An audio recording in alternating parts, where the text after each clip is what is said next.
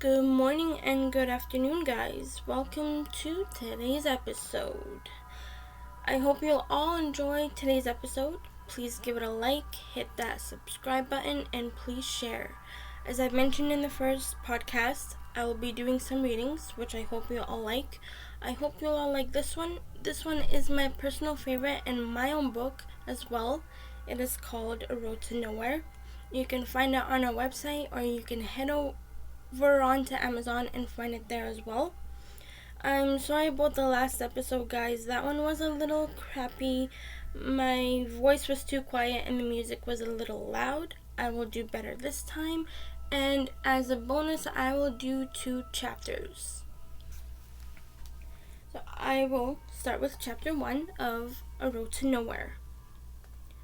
Hurry up, man. We're going to be late, Sean grumbled to his best friend. Since when are you worried about the time? His friend asked him as he slowly admired his looks in the mirror. I'm not worried about the time, I just want you to hurry up. Sean heaved. There was a new movie out that week and they wanted to get the best seats. They thought that the best seats were in the front, even though it was a big screen. Sean stood there for at least 5 minutes waiting for his friend to hurry up. Are we going to stand here all night with you staring at me like that? Come on, let's go, man. His friend replied. Sean was about to reply but caught himself and didn't want to say anything. You're weird, you know that? You're the one that was standing in front of the mirror. I wasn't. They both laughed as they walked downstairs. They were silent as they walked past the kitchen with Sean's mother in there. They didn't say a word until they left the house. The breeze was slow and calm and drifted in and out. There was something about the stillness that seemed to have drifted out that evening. The sky switched from a sky blue to an evening pink.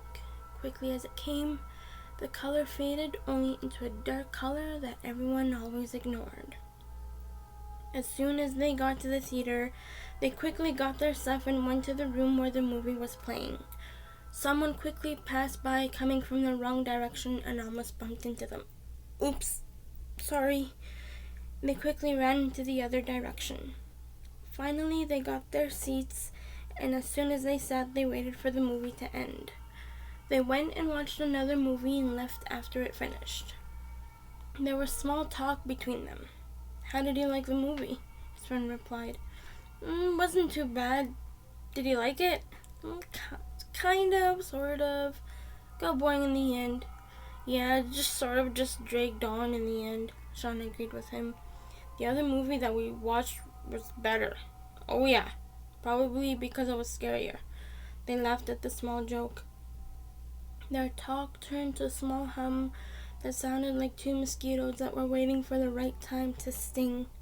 It lingered in the air for a while and drifted off. As they drove off, Sean thought that they were being followed, as he saw a car drive behind them. He quickly faked a turn, only to find that the car wasn't following them at all. What did you do that for?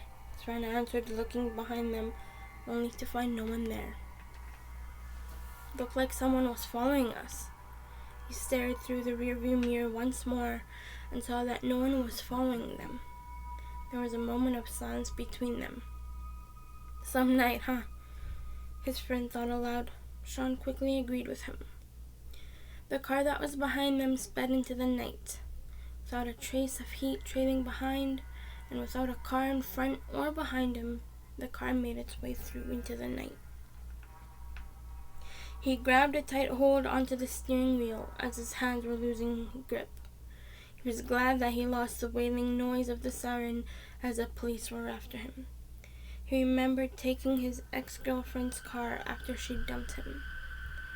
Now she was after him again, only to get her car back.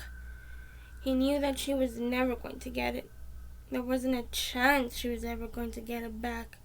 Not in a million years. He followed the car in front of him, keeping a good distance away from the car. The car finally slowed down a bit, turned a corner, and stopped in the front of the first house. After the car had left, he turned the corner to watch one of his ex-girlfriends, who stopped in the driveway and started crying. He didn't like seeing her like that. He got out of his car and walked up to her. He smiled warmly at her.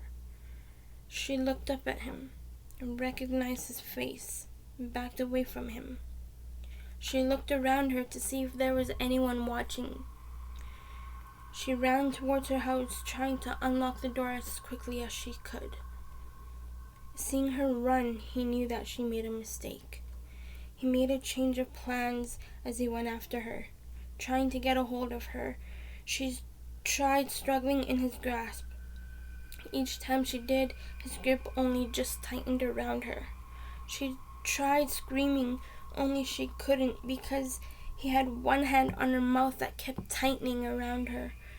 She moved under his grasp, trying to kick him where it hurts, but he knew what she was up to, and his reflexes were only fast enough to catch her body movements. He dragged her away from the door as the lights inside were put on too late, and led them the way to his car. She could do nothing but wait until the cops and her parents could only find her. She was desperate and in need to scream, only she couldn't because he wouldn't let her.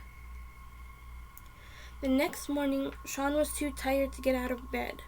His alarm rang in the morning to wake him up. Instead, he hit the snooze button hard and dragged himself deeper into the bed.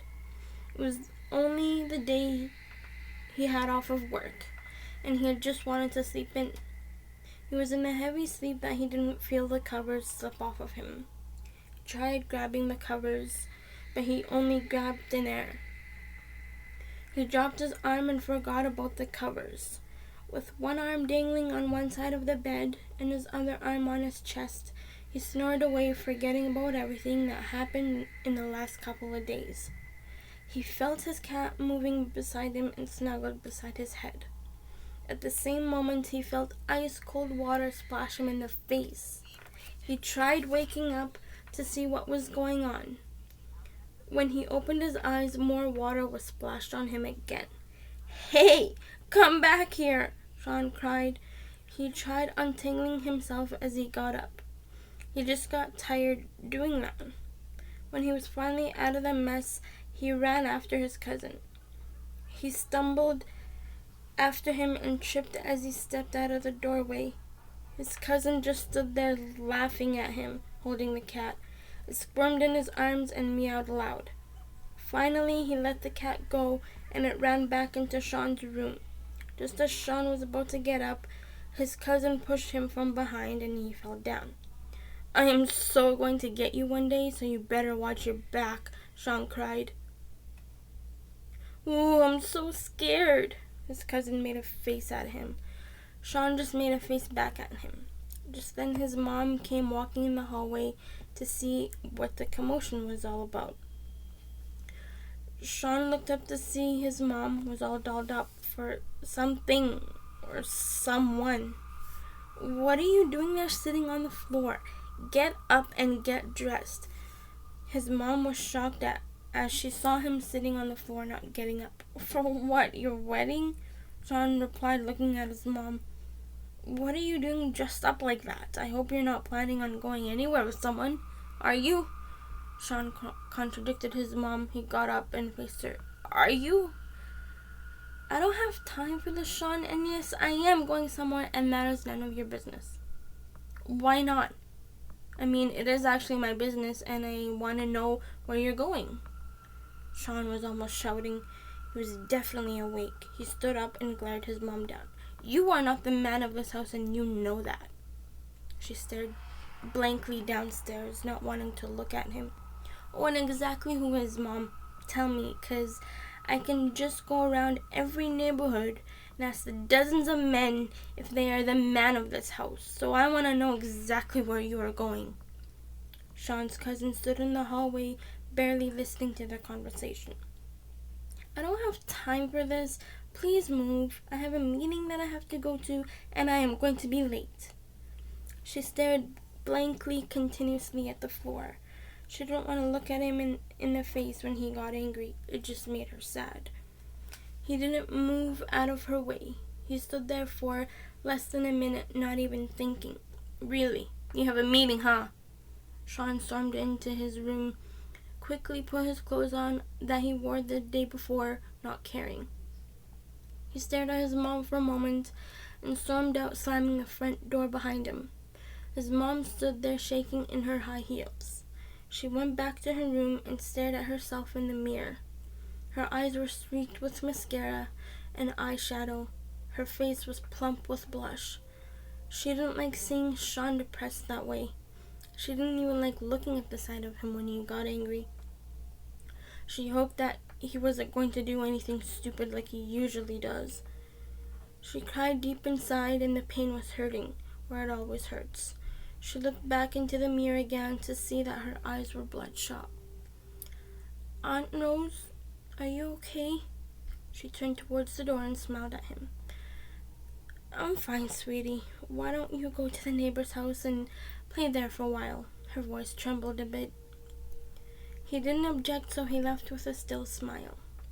She watched him leave with a small frown on his face. She sat there in front of her mirror, deciding whether or not if she should leave. She knew that Sean always got back into his regular mood. She took on that dreary look once again before she went to the bathroom to fix her makeup and quickly left without leaving a note to Sean. Chapter 2. Inside, the lights were packed bright. Footsteps pounded on the stairs. The shouts and laughter bounced off the walls. "Bye, Mom," Heather shouted. "Bye, sweetie. Be careful." "When I go upstairs, I expect to see those lights turned off in your rooms," her mom shouted. Their laughter rang again. Heather walked quickly towards the car and jumped in. "About time, man. Thought you were never going to come," Josh replied. "Why wouldn't I come? I would never miss this concert for anything," Heather laughed. "Yeah, right." Sean, who was always in his upbeat mood, had a very weary look on his face. "What's up with you, man?" Josh asked him. Sean just ignored him and tried to ignore everything. He reached up in the front and blared the car with music to drown out his mother's voice in his head. David stared at him through the rearview mirror with a look that knew what was going on. When they reached the stadium, they could see from the parking lot that it was already packed. They quickly jogged their way up to try to get to their seats.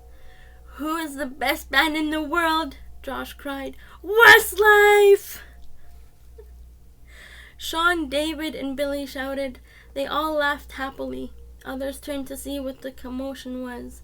David and Tracy walked behind their friends. David held on to Tracy's hand and smiled at her. When they reached the stadium, it was already packed. Some of them stayed behind with a good view. The others made their way to the front. David stayed silent for a while and held on to Tracy's hand as he led them to their spots right in front by the stage. "Did anybody see David and Tracy?" Billy shouted over the noise. "Who cares about them anyways?" Sarah screamed. They all looked at her and at each other and just shook their heads. They looked around to see if they were anywhere. They didn't bother looking for them, so they forgot about them and enjoyed the concert. They were all into the concert that they forgot about the time and didn't know exactly what time the concert had ended. They only wished that the concert went on all night. Once they left, they were still psyched about it. Sean and Josh still wondered where David and Tracy were.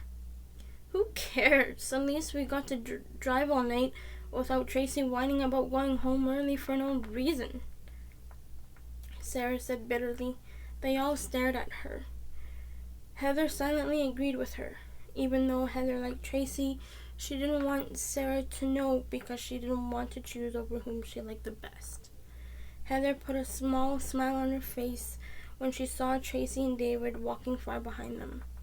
Their conversation was erupted with laughter. They turned to see them trailing behind.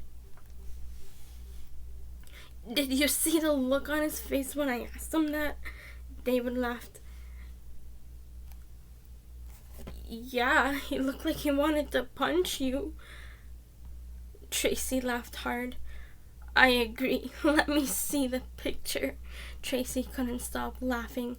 "What were you trying to do?" "I don't know. It got messed up. I took another picture. It turned better. See?" He switched to the next picture.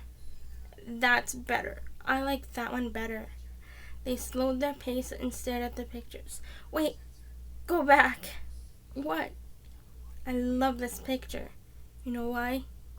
Why? Because I took it. She waved her hands on the front of the camera and gently touched the screen. There was a long moment of silence. David stared at Tracy with a soft smile on his face while she looked through the other pictures. He wrapped his arms around her. I love you, you know that? Yes, I do, Tracy replied. He brought his lips to hers and kissed her softly. Tracy went back to the first picture and just laughed. You're so weird, you know that? I know, it's the best compliment that I got so far. It wasn't meant to be. They turned to see David and Tracy walking up to them. Where were you guys? Billy wondered. We were in the front. Too bad you guys weren't there with us. David shouted and smiled at them. Sean, who was quiet the whole time, just smiled at them and their enthusiasm. Sean knew exactly where they were. He got them their tickets, and their seats were in the front. He also got them backstage passes. No one knew but him and Heather. They both ran towards the car and laughed at each other. As they got in, they waited for their friends who were walking as slow as ever. You guys are so slow, hurry up, David cried when they reached the car. When they all got in, they screamed their loudest until heads were turned from all directions and Billy had to plug his ears. What the hell was that for? What's wrong with you guys? Josh, who was sitting beside Sarah, screamed the loudest out of all of them. She had to plug her ears. What is wrong with you? Can't have a little fun? Josh taunted him. Sarah and Heather looked at each other and just shook their heads. Now that was a concert, don't you think? Josh replied in the back. Hell yeah, man. David watched him in the rearview mirror. The stereo was tuned up and blared all night as they drove around until they got tired. Tracy began to grow tired afterwards, and the rest of them all grew tired. Sarah just rolled her eyes at them and pretended her eyes were began to droop. Do you want to go somewhere after this? Sarah leaned in towards Heather, who covered a yawn with the back of her hand. It's really late, and I promised my mom I'd be home as soon as the concert finished. Heather looked at her. She wasn't trying to be mean. She was telling the truth. She watched Sarah roll her eyes at her and drew away from her. When David stopped by her house to drop her off, she jumped out before he could even stop. When she was out of earshot, they all blew a sigh of relief. What's wrong with her? Josh asked. Billy looked like he was about to cry. I really don't know. That was all he said, and everything grew calm for them. They were happy and upbeat and relieved that they went to the concert. It was a lot better for Heather and Tracy now that Sarah was gone. They were just glad that they were having the best time of their life. Until then, the music and the laughter was the only thing that brightened up the darkness. I hope you all liked both chapters today. I did my best in reading both chapters. If you'd like, you can leave a comment and what you think about chapter 1 and chapter 2. Thank you all for listening, and I really hope you enjoyed both chapters. And I hope you'll join me in the next episode. Hit that subscribe button, give it a like, and please share. And thank you for joining. And I hope you all have a wonderful morning and afternoon. And please come back for the next episode if you like this one. Thank you.